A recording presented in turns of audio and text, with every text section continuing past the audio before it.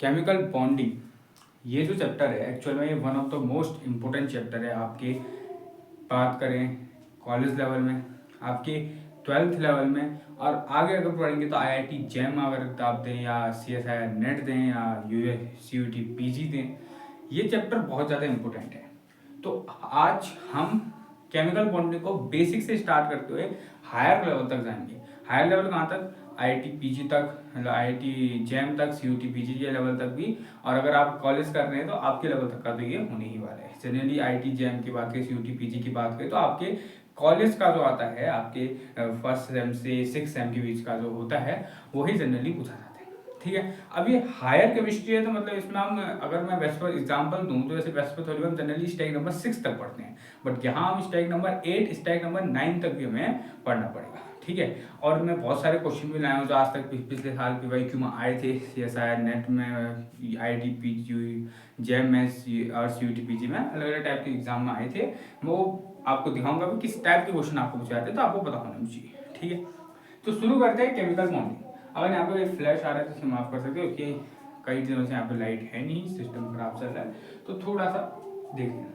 Chemical bonding की अगर मैं बात करूँ, केमिकल बॉन्डिंग को समझने से पहले आपको सबसे पहले पता होना चाहिए ऑर्बिटल्स के बारे में। इनके बारे में ऑर्बिटल्स, केमिकल बॉन्डिंग ना इज ऑल अबाउट ऑर्बिटल्स। अगर आपने ऑर्बिटल को अच्छी से समझ लिया है तो केमिकल बॉन्डिंग समझना बहुत आसान है। देखो, हमारे पास बेसिकली 4 टाइप के ऑर्बिटल होते हैं, s orbital, p orbital, d orbital और f ऑर्बिटल। s को हम पढ़ते हैं, p को भी पढ़ते हैं, d को भी पढ़ते हैं। f हमारी समझ के परे तो इसलिए हम अभी उसे नहीं पढ़ते। ठीक है, तो सबसे पहले हम शुरू करते हैं s ऑर्बिटल से। सबसे पहला जो ऑर्बिटल होता है वो होता है s ऑर्बिटल। s ऑर्बिटल की अगर मैं बात करूं तो s ऑर्बिटल आपको पता है कुछ स्फेरिकल शेप का होता है। इस टाइप का होता है, स्फेरिकल इन शेप होता है। अब स्फेरिकल शेप मतलब होता है कुछ इस टाइप का होगा। अब मैंने बहुत सारे लोग देखे हैं जो ऐसे बना के सेंटर में प्लस यहाँ माइनस बनाते हैं। देखो, मैं कंफ्यूजन दूर करना चाहता हूँ सबसे पहले। बहुत सारे लोगों को कंफ्यूजन क्या होता है? पहली बात तो ये चार्ज नहीं है, पॉइंट नंबर 1। इसके अंदर कोई चार्ज अवेलेबल होगा तो पहली बात तो माइनस ही होगा, क्योंकि इलेक्ट्रॉन होते हैं इसके अंदर, प्रोटॉन तो न्यूट्रॉन, प्रोटॉन न्यूट्रॉन तो न्यूक्लियस होते हैं। तो यहाँ पे चार्ज अगर होगा भी तो वो प्लस ही होगा, मतलब सॉरी माइनस ही होगा। अब ये प्लस माइनस एक्चुअल में है क्या? अगर क्लास 12 में आपने इलेक्ट्रोमैग्नेटिक वेव वाला चैप्टर पढ़ा है तो आपको पता है वेव ऐसे चलती है, जितने ऊपर वाले इनको प्लस से शो करते हैं, नीचे वालों को माइनस से शो करते हैं। बेसिक यही पढ़ा है। हाँ, तो ये जो प्लस और माइनस होते हैं ना, these are wave function, not ये वो चार्ज नहीं है, बस ये वेव को बता रहे हैं। तो यहाँ पे प्लस में, अब दिक्कत है ना, ये भी गलत बना देते हैं, ऐसा एक्चुअल में नहीं होता है। अगर मैं बात करूँ ना, जो s ऑर्बिटल होता है वो लगभग सिंगल फेज में रहता है, ये पता होना चाहिए। s ऑर्बिटल हमेशा से क्या रहता है? सिंगल फेज में रहता है। सिंगल फेज का मतलब s में या तो वेव फंक्शन प्लस का ही रहेगा या तो माइनस का रहेगा, या तो पूरा ही प्लस रहेगा या पूरा ही क्या रहेगा? माइनस रहेगा। दोनों एक साथ एग्जिस्ट नहीं कर सकते। अब प्लस और माइनस एक की एक या तो एक रहेगा, इसकी वजह से ये नॉन डायरेक्शनल हो जाता है। क्या? Non directional. नॉन डायरेक्शनल का मतलब होता है कि भाई साहब, अगर मैं इससे बोल रहा हूं कि यार तेरे को बॉन्डिंग करनी है, किसी दूसरे के साथ ओवरलैपिंग करनी है, तो ये थोड़ी देखेगा कि यार कि तू इधर साइड से आ जा, इधर से अच्छी होगी, इधर से, इसके लिए तुम यहाँ से आओ, यहाँ से आओ, यहाँ से आओ, यहाँ से आओ, यहाँ से, किसी भी डायरेक्शन से आओ, इसको तो वही फील होने वाला है, क्योंकि स्फीयर है, स्फीयर क्या होता है? सिमेट्रिक होता है। तो ये नॉन डायरेक्शनल होता है। नॉन डायरेक्शनल का मतलब ये भी होता है, तो या तो एक सिंगल फेज में, कोई भी एक लोब अगर सिंगल फेज में है, एंटायर लोब अगर सिंगल फेज में है, तो ये नॉन डायरेक्शनल लोब रहती है। ठीक है, इसमें ये जो पूरी लोब है, एक टाइप लोब तो ही नहीं है, स्पेयर है, लेकिन ये सिंगल फेज में होने की वजह से क्या रहेगा? पूरा का पूरा नॉन डायरेक्शनल नहीं चलेगा।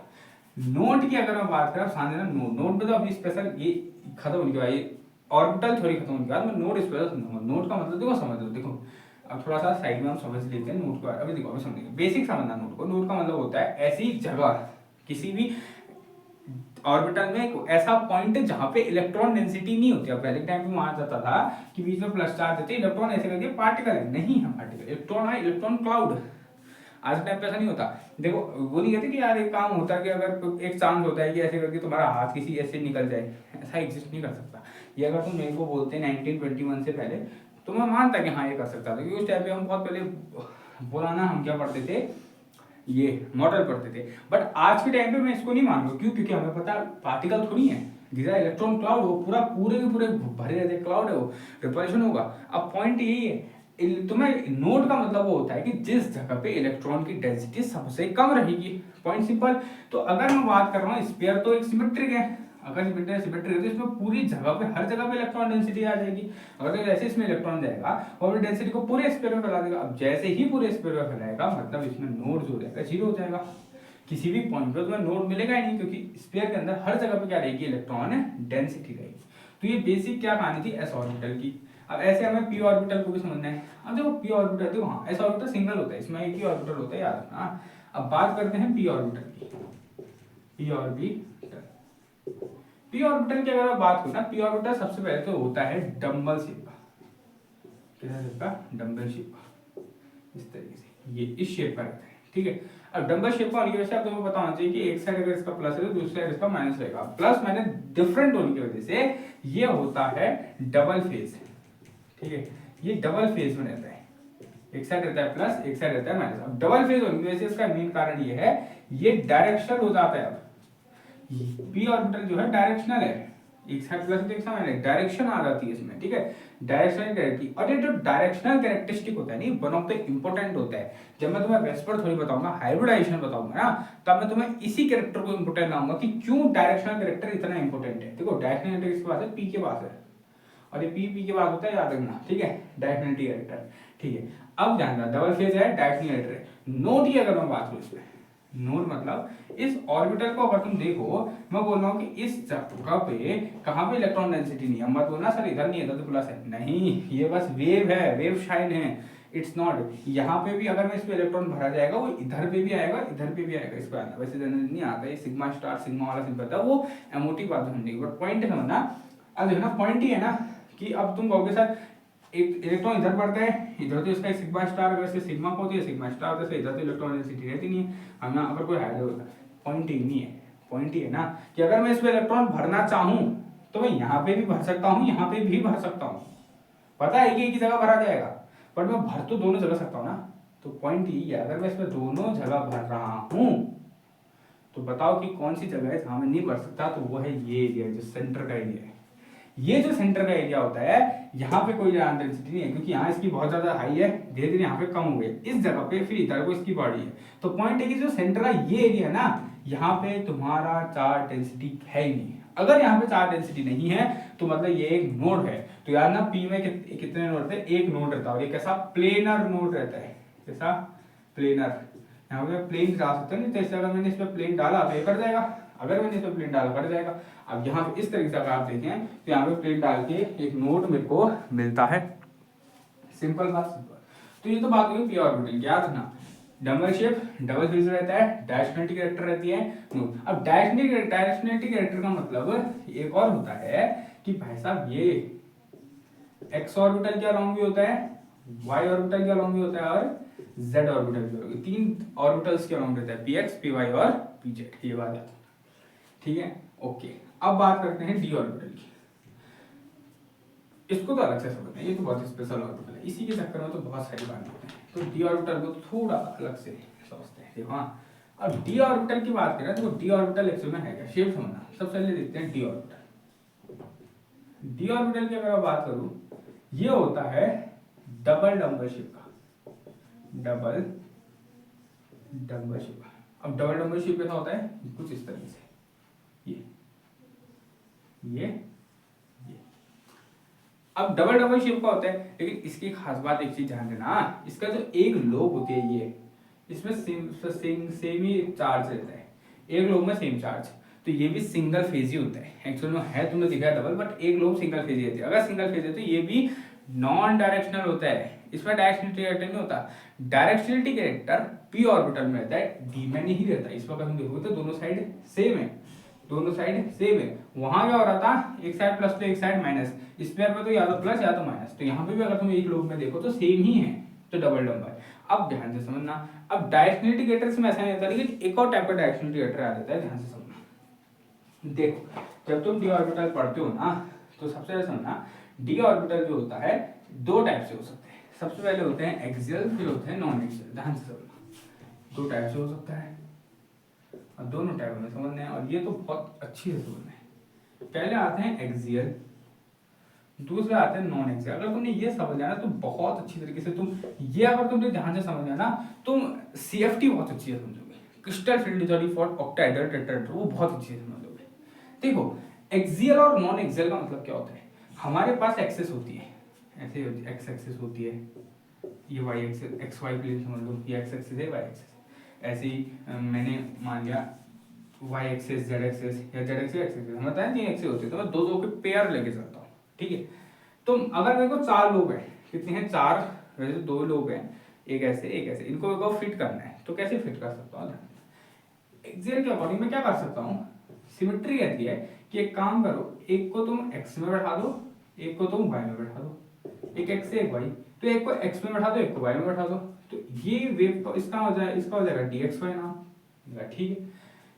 सिमेट्री ये भी कहती है कि यार एक काम करो, एक को तुम अगर तुम y में बैठा ही रहे हो, अब इसको x में ना बैठा के तुम z में बैठा दो, तो तुम्हारी बात ठीक है, तो इसको dy z कहते हैं।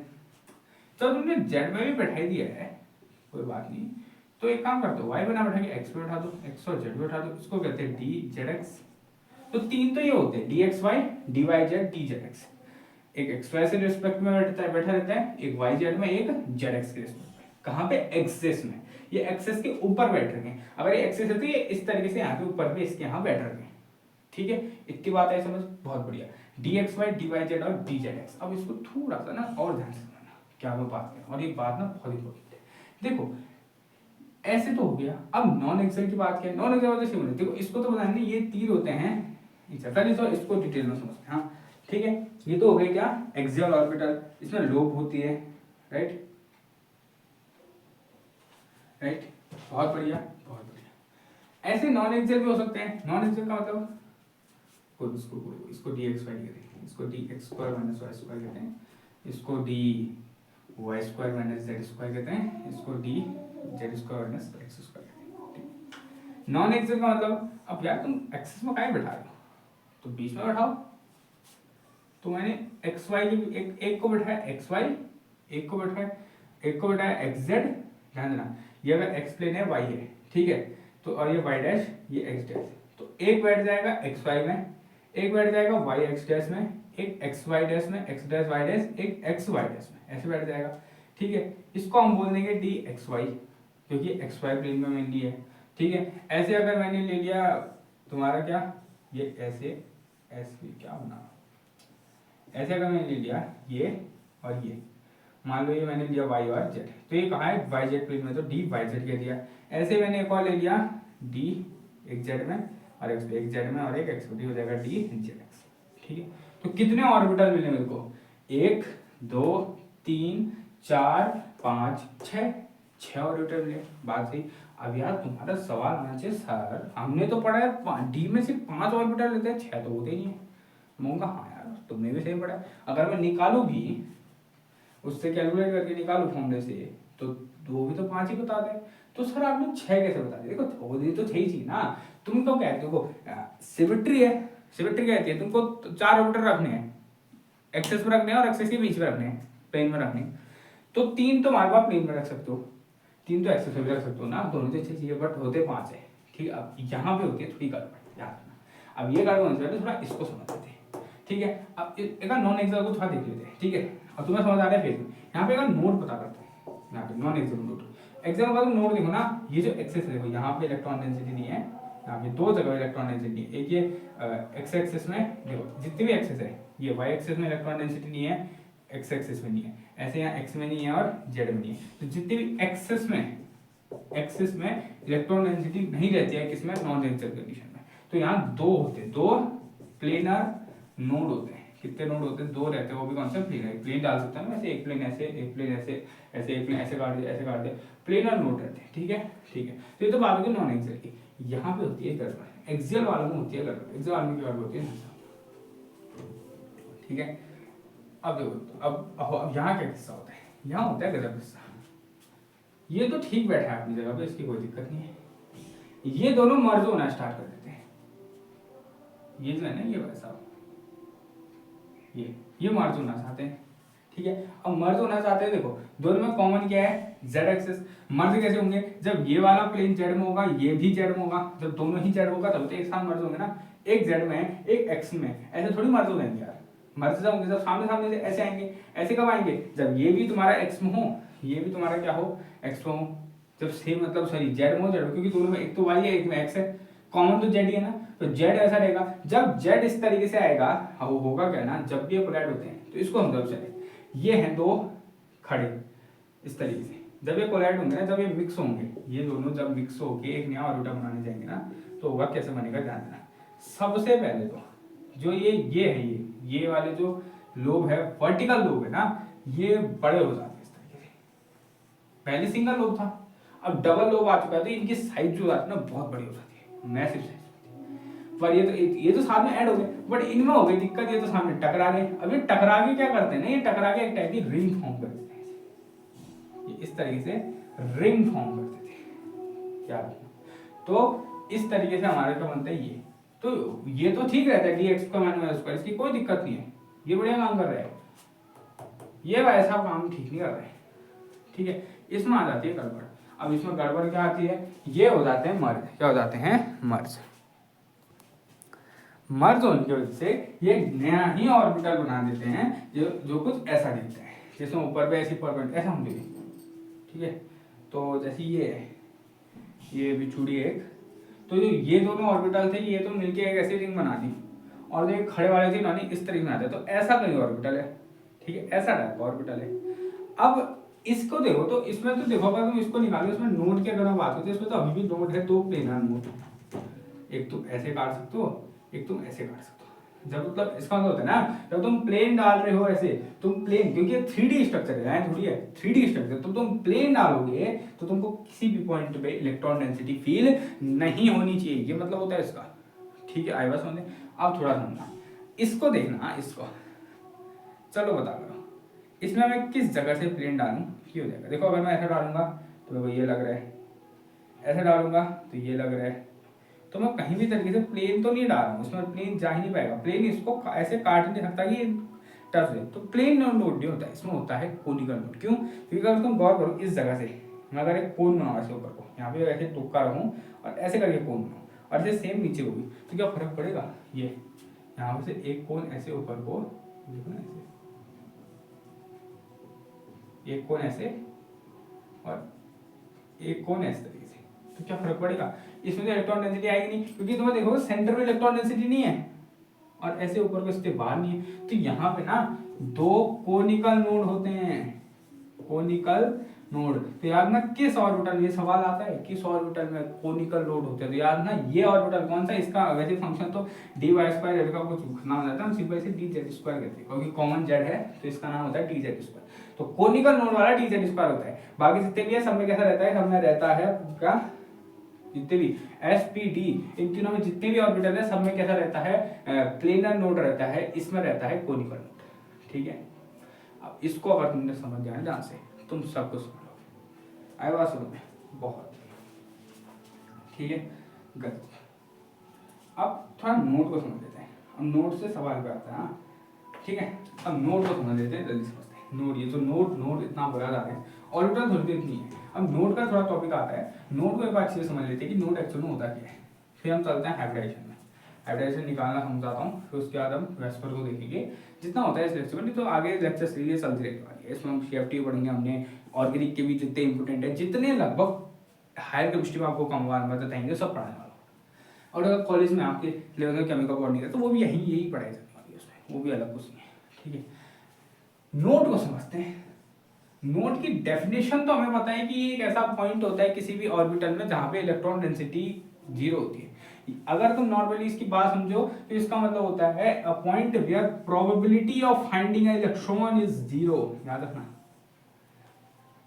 इलेक्ट्रॉन फाइंडिंग करने की प्रोबेबिलिटी, अगर तुम कभी वेव फंक्शन में एक साई नाम का फंक्शन आता है, तो साई स्क्वायर ऐसे करके वैल्यू बहुत मिलती है, तो साई स्क्वायर की वैल्यू या तो हो सकती है पॉजिटिव या तो हो सकती है 0।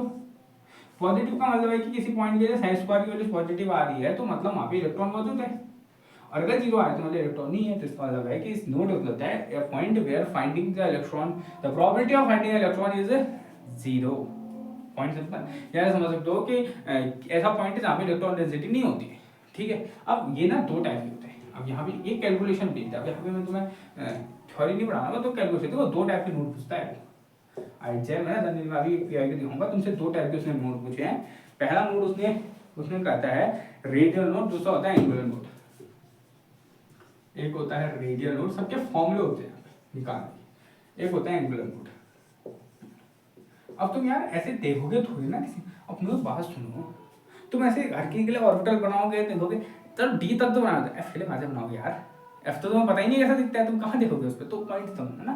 तो इसके लिए फॉर्मूले होते हैं। अब फॉर्मूले दिखते किस तरीके से ये समझना, देखो फॉर्मूले ना दिखने के अलग अलग तरीके रहते हैं। जैसे एग्जाम्पल अगर मैं बताऊँ, रेडियल नोट का ना सिंपल फॉर्मूला होता है n minus L minus one, n minus L minus one, this is simple formula of radial note. Radial note का n minus L minus one. किसी ऑर्बिटल के लिए पूछेगा वो, जैसे बोलेगा कि 2s में बताओ कितने रेडियल नोड है, कितने एंगुलर नोड है, 3D में बताओ कितने एंगुलर नोड है, तो उसके लिए formula n minus L minus one है। n तुम्हें बताया क्या होता है, प्रिंसिपल क्वांटम नंबर, l होता है एंगुलर क्वांटम नंबर, ये एंगुलर आता है और उसमें से माइनस वन करना पड़ता है। एंगुलर नोड तुम्हें कैलकुलेट करना है, तुम्हें सिंपल वैल्यू डालनी है l की, the value of l angular node निकालने के काम आता है। l को थोड़ा सा इसको ध्यान से समझना, हाँ ये जो l है ना, अब जिसको नहीं पता वैसे पीरियोडिसिटी में पढ़ाया जाता है, बट मैं समझाता हूँ। देखो n तो होता है प्रिंसिपल क्वांटम नंबर, या जैसे कह सकते हैं हम शेल नंबर। सिंपल बात, शेल नंबर कैसे कैलकुलेट करते हैं, अगर मैं बोल रहा हूँ 3s के लिए तुम्हें बताना है कि इसमें कितने एंगुलर नोड है, तो ये जो 3 नंबर है ये डायरेक्टली तुम्हें शेल नंबर बताया जा रहा है, ठीक है। ये 3 जो है डायरेक्टली क्या है, शेल नंबर है। l कैसे काउंट करोगे, तो l की वैल्यू डिफाइंड रहती है हर ऑर्बिटल के, SPDF ना, हर ऑर्बिटल के लिए l की वैल्यू जो होती है डिफाइंड रहती है। अब इसको समझना, s के लिए जो l की वैल्यू डिफाइंड होती है वो 0 है, p के लिए 1 है, d के लिए 2 है, f के लिए 3 है, ये पहले से डिफाइंड है, याद रखना। ये s कहीं भी होगा, चाहे 2s हो, 3s हो, 4s हो, 5s हो या 9 कितना भी s हो, उसके लिए पहले से प्री डिफाइन है कि भाई यही रहेगा सिस्टम, ठीक है। s के लिए याद रखना 0 हमेशा रहेगी, p के लिए 1, p के लिए 2 और f के लिए 0, भाई f के लिए 3, और n होता है प्रिंसिपल क्वांटम नंबर, ठीक है। अब दो टाइप के नोड होते हैं, एक होता है रेडियल, एक होता है एंगुलर। एंगुलर डायरेक्टली बताएगा ये, अगर तुम बोलोगे कि सर अब ये कैलकुलेट कर दो, अब तुम्हें खुद दिखेगा, मैं दिखाता हूँ, ये तो बताओ s में क्या कोई एंगुलर नोड था, मतलब कोई नोड था, नहीं था ना, नहीं था मतलब 0, तो s की वैल्यू 0 तभी तो आ गई है।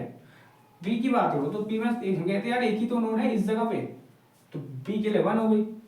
d में मैं गया था ना, यहाँ तो तुम्हारी ऐसे ऐसा वाल गई थी या दो कोण बन रहे थे इस तरीके से, तो 2 आ रही थी, इसलिए d की वैल्यू 2 हो गई। ऐसे f को तो मैं नहीं दिखा सकता, बट f में कितने होते हैं, 3 होते हैं, तो एंगुलर नोड तो डायरेक्टली बता देगा कि कितने आ रहे हैं। रेडियल नोड काउंट करने का फॉर्मूला होता है n minus L minus one, ठीक है। ये एग्जैक्टली रेडियल नोड ना हर शेल के लिए बदल जाता है, यार ना। एंगुलर नोड तुम्हें बताएगा पूरे किसी भी सब शेल में कितने रहेंगे। अब देखो शेल में अगर तुम गौर करो ना, मैं बताता हूँ एक शेल अगर मैं एग्जांपल दूं, रुको, n minus L minus one, तो अगर मैं दूं, ये देखो इसके लिए दूंगा अगर 3D की निकालो, अब मैं पूछना 3D में कितना रेडियल नोड है, तो इसको ध्यान समझना। एंगुलर नोड अगर पूछेगा कि 3D में एंगुलर नोड कितना है, तो तुम्हारा जवाब आएगा सर d है, d के लिए वैल्यू होती है 2, तो 2 हो जाएगा, 2 हो गए, वो तो सेम ही रहते हैं। बट अगर मैं 3D के लिए रेडियल पूछ दूं ना, तुम कैलकुलेट करोगे, देखो कैसे कैलकुलेट करोगे, n minus L minus one है, 3D के लिए n कितना है, 3 है, ऑब्वियसली 3 लिखा है, l कितना होता है 2 और माइनस वन, ये 0 आ जाएगा, 3 माइनस 2 1, 1 माइनस 1 0। तो 3D में ना कोई रेडियल नोड होता ही नहीं है, एंगुलर नोड होते हैं वो, पर रेडियल नहीं होते, ये कैलकुलेशन होता है ये। तो नोड या तो दो टाइप, रेडियल और एंगुलर। अब सवाल में दिखाता हूँ, ये IIT JEM में आया है सवाल, सेम सवाल है, और मैं दिखाता हूँ किस टाइप का सवाल है, और कोई ऐसा खतरनाक सवाल नहीं है, वेरी इजी। देखो सवाल ये कहा है कि number of radial node planar angular है नॉन प्लेनर, मतलब तुम्हें रेडियल नोड बताने हैं और एंगुलर नोड बताने हैं, ठीक है। रेडियल नोड बताने हैं, एंगुलर नोड बताने हैं और नॉन प्लेनर नोड बताने हैं। नॉन प्लेनर का मतलब बता समझा रहा हूँ, देखो radial node, angular node, non planar, ठीक है। तो लिख देता हूँ, तुम्हें निकालना है रेडियल, तुम्हें निकालना है एंगुलर में दो टाइप के, एक निकालना है प्लेनर, एक निकालना है नॉन प्लेनर। अब इसको मतलब वही बता दो, मतलब तो तुम्हें पता है, किसी ने देख गौर से सुनो, मतलब मेरा लेक्चर उसे पता है मैं क्या कह रहा हूँ। ये दोनों एंगुलर हैं और ये तो रेडियल है, ठीक है। एंगुलर दो टाइप के आते हैं, प्लेनर और नॉन प्लेनर। प्लेनर मतलब जहाँ पे प्लेन कट कर रहा था एस में, बी में और डी के स्टार्टिंग में। नॉन प्लेनर मतलब जहाँ पे कोन कट कर रहा था, तो तुम्हें पता है ना एक ही जगह कोन कट करता है, वो है डी जेड स्क्वायर। इसके अलावा कहीं कोन नॉन प्लेनर है नहीं, और जगह तो सारे प्लेनर ही थे, सिर्फ ये एक ऐसा है जहां पे नॉन प्लेनर कट करता है। तो बस तुम्हें इस पे ध्यान देना है। अब देखो ध्यान कैसे दोगे, क्वेश्चन तुमसे कहा है कि तुम्हें कैलकुलेट करना है कि इनके लिए 3 उसमें ऑर्बिटल दे रखे हैं। एक दे रखा है डी जेड 3D 3S और 3Px। तो ये दे रही है 3D ये जेड स्क्वायर में और 3S और 3P और ये x वाला है, ठीक है। इनके लिए रेडियन निकालना है एंगुलर, तो उसमें ऑप्शन दिए थे उसने पहले से, तो मैं निकाल के सही वाले को टिक करना है। देखो आराम से कर सकते हो। देखो तुम्हें पहले लिखना चाहिए डी जेड स्क्वायर में रेडियन नोट, रेडियन का फॉर्मूला होता है n-1। अब जल्दी कैलकुलेट कर देते हैं। देखो तुम्हें मेनली रेडियन कैलकुलेट करना है, ठीक है। कैलकुलेट करते हैं। n कितना है 3, l होता है d के लिए 2 माइनस 1 तो आ जाएगा 0। तो इसके लिए रेडियन कितना है 0। प्लेनर होता नहीं है, हमें पता है जेड स्क्वायर है, डी जेड स्क्वायर में तो प्लेनर नोड होता ही नहीं है। प्लेन तो तुम डाल ही नहीं पा रहे थे कहीं से, डाल पा रहे थे क्या? नहीं डाल पा रहे थे, तो प्लेनर नोड 0 हो जाएगा। क्या नॉन प्लेनर नोड होता है? जरूर होता है। हम कौन तो ले रहे थे, कौन क्या नॉन प्लेनर नोड होता है? तो एक दो उसमें नॉन प्लेनर नोड होते हैं। कौन से? कौन? तो इसके लिए हो जाएगी 0 0 2। ऐसे एस के लिए कैलकुलेट करते चलो। रेडियन कितना आ जाएगा 3 है एन, एस के लिए कितनी वैल्यू होती है 0 -1, तो 3 - 1 2 आ जाएगी इसकी किसकी रेडियल नोड। अब तो नोड रेडियल नोड होता है इसमें, वो डिपेंड करता है कौन सा ऑर्बिटल की बात करें, चाहे प्लेनर हो चाहे नॉन प्लेनर हो। एंगुलर नोड तो होता ही नहीं है इसमें, तो प्लेनर भी नहीं होगा नॉन प्लेनर भी नहीं होगा, तो 0 हो जाएगा। ऐसा मत करें तुम बाहर से स्पेल आ देना ऐसा नहीं चलता, ठीक है। अब बात करते हैं 3Px की। देखो इसके लिए कैलकुलेट करते हैं, ठीक है। तो n हो जाएगा 3, p के लिए होता है 1 और -1। देखो ये फॉर्मूला होता है ना n-n-1, तो n हो गया 3, l होता है p के लिए 1 और -1, तो 3 - 1 2, 2 - 1 1, तो इसके लिए हो जाएगा 1। px में p ऑर्बिटल में प्लेनर नोड रहता है, हाँ जो तुम स्ट्रेट डालते हो ना सेंटर से, तो एक ही प्लेनर नोड रहता है, वो यहाँ पे हो जाएगा ये वाला, एक ही तो रहता है। और नॉन प्लेनर तो कुछ रहता नहीं है, तो 0 हो जाएगा। तो आगे तो कोई ना कोई ऐसा ऑप्शन होगा जिसमें 0 0 2 2 0 0 1 1 0 लिखा होगा, तो उसको तुम्हें टिक करना आराम से। तो क्वेश्चन ना इतने हार्ड नहीं आते, अगर तुमने डिटेल में अच्छी से अगर तुम पढ़ोगे ना बहुत कुछ आता है। तो एक क्वेश्चन दिखता है ऐसे, ठीक है। तो ये तो पूरी कहानी हो गई किसकी है, रेडियल नोड की, इस सारी चीज की, ऑर्बिटल थ्योरी। तो ऑर्बिटल थ्योरी बेसिक ना केमिकल बॉन्डिंग का ना बेस जो है वो ऑर्बिटल थ्योरी ही है। ऑर्बिटल थ्योरी ही तुम्हें बताता है कि किस तरीके से कोई बॉन्डिंग किस तरीके से होती है। ऑर्बिटल तो बॉन्ड करते हैं ना, ठीक है। तो हम देखो अब इसके बाद ना बहुत अलग अलग थ्योरी आई है। वीबीटी नहीं, वीबीटी में नहीं पढ़ाने वाला हूँ, क्योंकि वैलेंस बॉन्ड थ्योरी नहीं पूछी जाती है। वैलेंस बॉन्ड थ्योरी आईआईटी जेब में पूछी नहीं जाती है, सीडीपी में उस लेवल में वैलेंस बॉन्ड थ्योरी नहीं पूछी जाती। उसमें पूछी जाती है वेस्पर थ्योरी, क्योंकि वेस्पर थ्योरी से तुम शेप बता सकते हो, ज्योमेट्री बता सकते हो। अब शेप ज्योमेट्री से इतने सवाल है भाई साहब क्या बताऊं। वेस्पर थ्योरी तो इतना हाइब्रिडाइजेशन, देखो मैं अगले लेक्चर में देखो मेरा आज का लेक्चर तो इतना ही रहने वाला है, अगला लेक्चर बिल्कुल फिट है। मेरे को क्या कराना है, मेरे को सबसे पहले तुम्हें बताना है हाइब्रिडाइजेशन कैसे क्या होता है। हाइब्रिडाइजेशन में निकालते कैसे हाइब्रिडाइजेशन, स्टेरिक नंबर निकालने के तरीके कैसे होते हैं। तुम अगर मैं बेस्ट तरीका क्रॉस मेथड में बेस्ट तरीका वो बताऊंगा, तुम्हें मजा आ जाएगा, सही मेथड है, ठीक है। ये निकाला बहुत बढ़िया। उसके बाद स्टेरिक नंबर से भरेंगे, उसमें शेप क्या रहता है। देखो पॉइंट है ना, ज्योमेट्री बतानी आसान है, तो मैं लिस्ट निकाल दूंगा। स्टेप नंबर 1 के लिए 2 के लिए लीनियर, 3 के लिए ट्रायंगुलर, 4 के लिए टेट्राहेड्रल, 5 के लिए पेंटागोनल पिरामिडल, सब फिट रहते हैं। मतलब ट्रायंगुलर पिरामिडल, 6 के लिए ऑक्टाहेड्रल, 7 के लिए ट्रायंगुलर पेंटागोनल पिरामिडल, सब फिक्स रहते हैं। लेकिन शेप ऐसा कर रहे हैं, शेप ऐसी चीज है ना जो तुम स्पेशल पढ़ना पड़ेगा, उसमें केस आते हैं। अब मैं ऐसे नहीं कराऊंगा कि वैसा भी तुम्हें यहाँ पे लिस्ट बना दूं कि 2 प्लेनर नहीं, इजी तुम्हें समझाया जाएगा, स्पेशल स्टेक नंबर आएगा। तो अगला लेक्चर मेरा फर्स्ट टाइम में हाइब्रिडाइजेशन बनाने वाला, स्टेक नंबर निकालना, उसमें ज्योमेट्री क्या बनती है, और स्टेक नंबर 2 3 4 या 5 तक मैं कल करूँगा। 6 7 8 मतलब अगले लेक्चर में कराऊंगा, उसके बाद अगले लेक्चर। तो इस तरीके से मैं कराने वाला हूँ, ये मेरा फिट रहने वाला है। ऑर्बिटल थ्योरी का बेस हो चुका है, ये क्वेश्चन आपको देखना है, आपको इसको याद करना है, प्रैक्टिस आपको रिमेंबर है, जितना रिविजन हो सके उतना होना है, क्योंकि ये याद होनी चीज़ है। ये फॉर्मूला याद होना चाहिए, कितने रेडियल नोड रहते हैं, कोनिकल नोड कहाँ लेते हैं, नॉन, अब जैसे प्राइम होगा प्लेनर नॉन प्लेनर उसको क्या पता चलेगा, ठीक है। तो जोड़िए जिसको केमिस्ट्री में रुचि है, हायर केमिस्ट्री उसको पढ़नी है, आगे जाना है, वो ये लेक्चर सीरीज को देख सकते हैं, ठीक है। अगर लेक्चर पसंद आए तो लाइक किया, अगर कोई भी डाउट तो कमेंट करना, शेयर करना लेक्चर को, और मिलता है अगले लेक्चर में। जय हिंद जय भारत।